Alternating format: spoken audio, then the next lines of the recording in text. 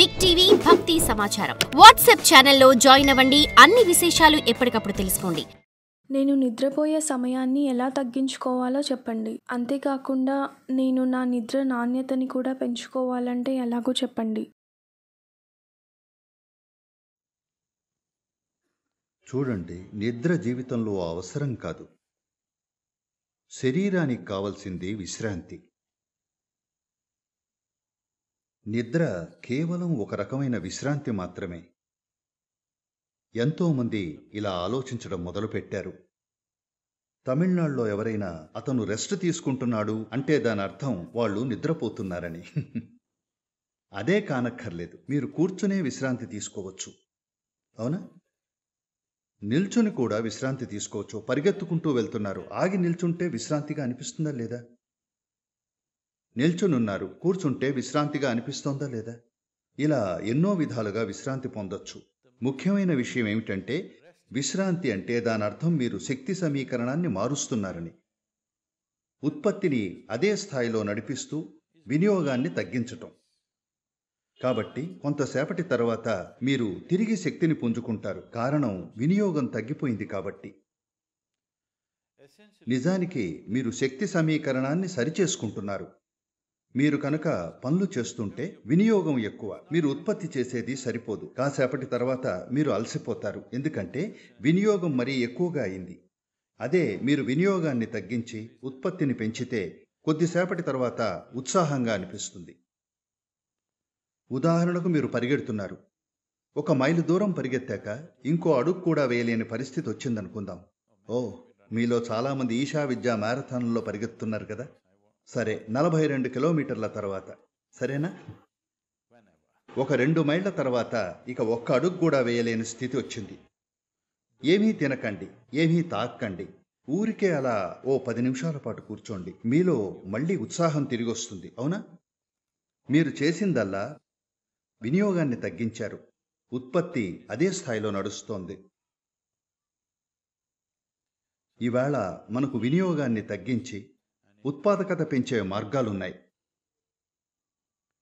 మీరు కనుక ఒక హాయి స్థితికి చేరుకుంటే, నేను హాయిగా అన్నప్పుడు చాలామందికి ఇది ఎన్నటికీ అర్థం కాదు. ఎందుకంటే వాళ్ళు హాయిలో లేరు. మీరు పూర్తిగా హాయిలో ఉంటే, మీ వ్యవస్థ పూర్తి సౌఖ్యంగా ఉంటే, అన్నీ సౌఖ్యంగా ఉంటే శరీరం ఎల్లప్పుడూ విశ్రాంతిగానే ఉంటుంది. శరీరం పగలంతా బాగా విశ్రాంతిని పొందింది కాబట్టి ఒకవేళ మీరు మధ్యాహ్నం నిద్రపోతే రాత్రి అంతగా నిద్ర పట్టదు. గమనించారా? అవునా? మీరు ఇప్పటికే ఆ ప్రయోగం చేస్తున్నారా? మీరు కనుక పగలు నిద్రపోతే రాత్రి సరిగా నిద్రపోలేరు. అనారోగ్యం పాలైతేనో దేనివల్లనో బాగా అలసిపోతే తప్ప.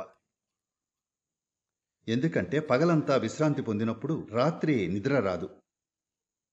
అందువల్ల మీరు ఖచ్చితంగా నిద్రపోవాలనేమీ లేదు. మీరు కూర్చున్నప్పుడు కూడా శరీరం విశ్రాంతిని పొందుతుంటే సహజంగానే మీరు నిద్రపోయే సమయం తగ్గిపోతుంది.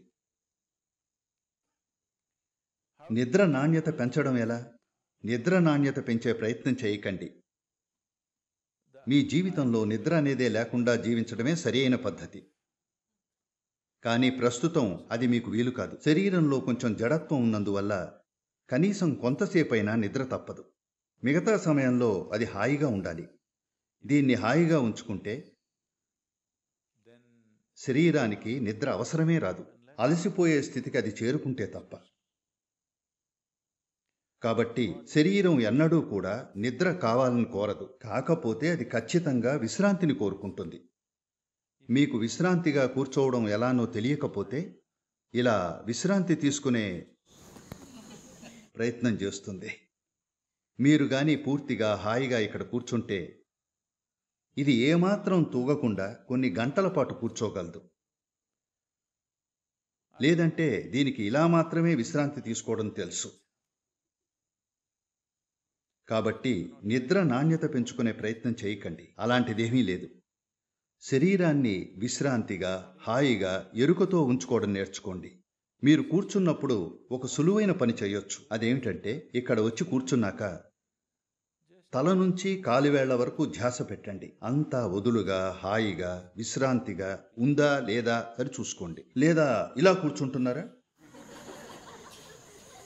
కూర్చుని మీకు ఎంత వీలైతే అంత దీన్ని హాయిగా ఉంచుకోండి. ప్రతిదాన్ని ఎరుకతో చేసే స్థితిలో మీరు లేరు. వీలైనంత మేరకు ఎరుకతో దీన్ని హాయిగా ఉంచుకోండి.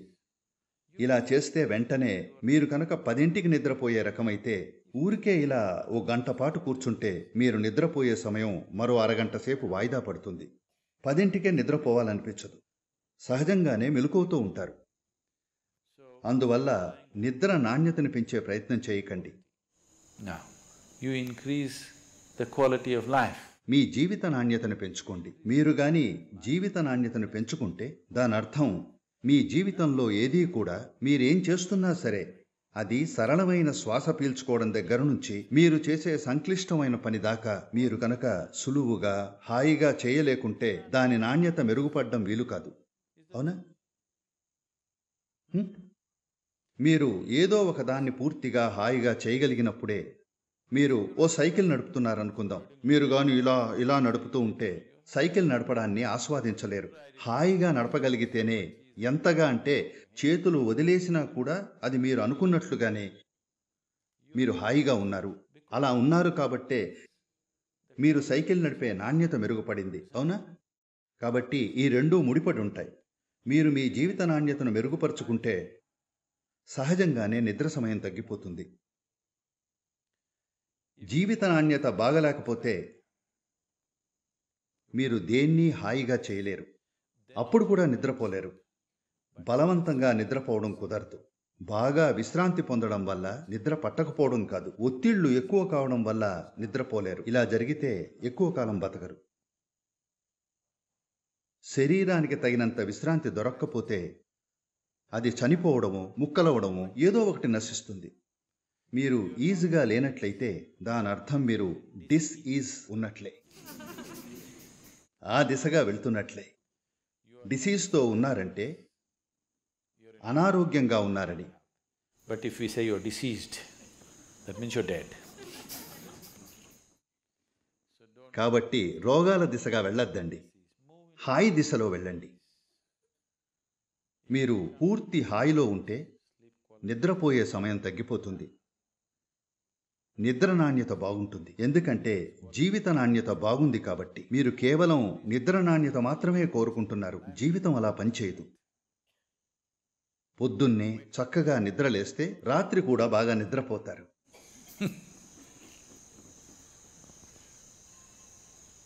దీన్ని ప్రజలకు అందించడానికి తూర్పు దేశాల సంస్కృతిలో, ముఖ్యంగా భారతదేశంలో ఎన్నో రకాల వ్యవస్థలు అందరి జీవితాల్లో ఓ భాగంగా ఉంటాయి. కాకపోతే వాళ్ళు ఆధునికత పేరుతో వీటిని పక్కన పడేస్తున్నారు.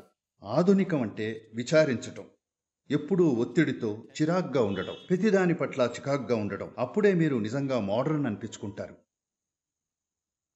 లేదంటే ఇవన్నీ సంప్రదాయంలో భాగంగా ఉండేవి. పొద్దున్న లేచినప్పటి నుంచి రాత్రి పడుకునేదాకా ఏం చెయ్యాలి, మిమ్మల్ని మీరు ఎలా ఉంచుకోవాలి, ఇలాంటివన్నీ ముందే చెప్తారు. ఈ తరం ముందు వరకు అందరికీ ఇవి తెలుసు. కానీ ఒక్కసారి ఇంగ్లీష్ చదువులు మొదలయ్యాక అంతా ఆధునికత పేరుతో ఒత్తిళ్లకు గురవుతున్నారు. లేకపోతే ఆచార విచారాలుండేవి. ఏం చెయ్యాలి, ఏం చేయకూడదు. పొద్దున్నుంచి రాత్రి దాకా ప్రతిదీ, జీవితంలోని ప్రతి అంశం ఎలా చేయాలనేది నేర్పేవారు. అలా చేస్తే ప్రతిదాన్ని హాయిగా చేయగలిగేవారు. ఎంత వీలైతే అంత హాయిగా. ఎవరైతే వారి జీవితాన్ని యోగా, ఆధ్యాత్మికతకి అంకితం చేయలేని వాళ్ళు, ఇవన్నీ వారికి సంస్కృతిలో భాగంగా ఉండేవి. కనీసం ఈ మాత్రం హాయి అయినా మీకు తెలియాలి. సంతోషంగా నిద్రలేవడం, పడుకుంటే బాగా నిద్రపోవడం. ఇవాల్టికి కూడా భారతదేశంలో ఎలా అంటూ ఉంటారు, ఎవరైనా వచ్చి నీకు తెలుసా నా జీవితంలో ఇది జరిగింది అది జరిగింది అంటే వాళ్ళు అది సరే గాని నా జీవితంలో మాత్రం నేను పడుకుంటే చాలు బాగా నిద్ర పడుతుంది. అతను ఎంతో డబ్బు సంపాదించుండొచ్చు, పర్లేదు, కానీ నేను బాగా నిద్రపోగలను అంటారు. విన్నారా ఇది? ప్రజలు ఇలా అంటూ ఉంటారు. ఇది సంస్కృతిలో ఓ భాగం. నేను బాగా నిద్రపోగలను అంటే నేను బాగా జీవిస్తున్నట్లే. బాగా జీవిస్తున్నప్పుడే బాగా నిద్రపోగలరు. సరిగ్గా జీవించకుంటే సరిగ్గా నిద్రపోలేరు. కాబట్టి నిద్ర నాణ్యతను పెంచే ప్రయత్నం చేయకండి. మీ జీవిత నాణ్యతను పెంచుకోండి. అప్పుడు సహజంగానే బాగా నిద్రపోగలరు.